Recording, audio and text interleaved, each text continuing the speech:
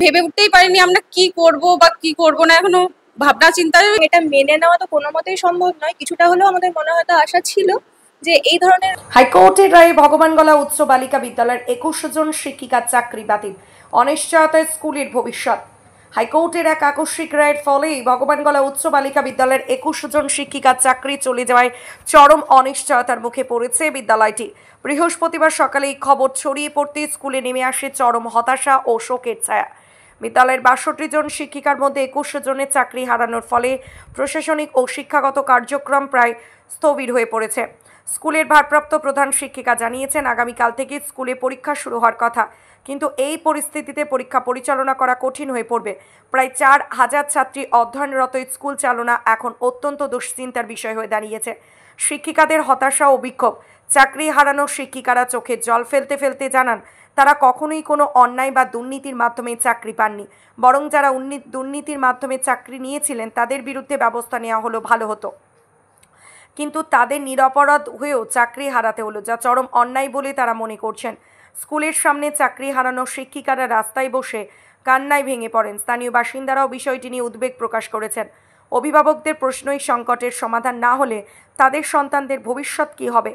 বিদ্যালয়ের কার্যক্রমে অনিশ্চয়তা। বিদ্যালয়ের একাধিক শিক্ষক ও অভিভাবক জানিয়েছেন, স্কুলের এত বড় সংখ্যক শিক্ষিকা চলে গেলে শিক্ষার মান ও কার্যক্রম মারাত্মকভাবে ব্যাহত হবে। যদি দ্রুত সমাধান না আসে তাহলে স্কুল চালানো অসম্ভব হয়ে উঠবে। এই রায়ের বিরুদ্ধে চাকরি হারানো শিক্ষিকারা উচ্চ আদালতে যাওয়ার প্রস্তুতি নিচ্ছেন বলে জানা গেছে। তারা চাইছেন ন্যায় বিচার পেতে আরও একবার লড়াই করতে হবে। বিদ্যালয়ের এই সংকটময় পরিস্থিতিতে রাজ্য শিক্ষা দপ্তরের কি পদক্ষেপ নেয় সেটাই এখন দেখার বিষয়। আমরা তো এখন মানসিকভাবে খুবই বিধ্বস্ত, আর মানে কি বলবো, আমাদের ভবিষ্যৎটা একদমই অন্ধকারে। এরপরে কি হবে না হবে আমরা এখনো ভেবে উঠতেই পারছি না। সব থেকে বড় জিনিস যেটা আমরা এই রায়টাতে মানে কি আশাহত, সব থেকে বড় জিনিস যেটা সেটা হচ্ছে আমরা আশাহত।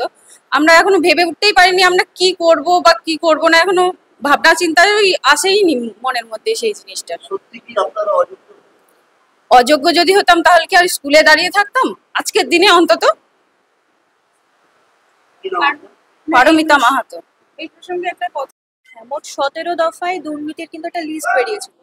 সেই যে দুর্নীতির লিস্ট, সেখানে কিন্তু এই যে আমাদের যে 21 জনকে দেখতে পাচ্ছেন সেখানে কারোর নাম নেই।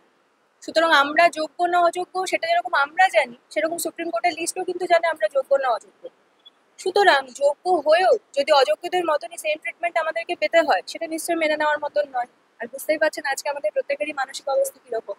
সুতরাং এটা মেনে নেওয়া তো কোনো মতেই সম্ভব নয়। কিছুটা হলেও আমাদের মনে হয়তো আশা ছিল যে এই ধরনের কোনো রায় আসতে পারে না, কিন্তু হ্যাঁ, যে রায়টা এসছে সত্যি যেমন বললো যে আমরা সত্যি আশা হতো, এটা একদমই আমাদের পক্ষে মেনে নেওয়া সম্ভব। এখন কিছু মাথায় আসছে না। বুঝতেই পারছেন এরকম সিচুয়েশন যদি আপনার সাথেও হতো তাহলে আপনার যা মানসিক অবস্থা হতো, মাথায় আকাশ ভেঙে পড়ার মতন। আমাদের ক্ষেত্রেও সেইটাই।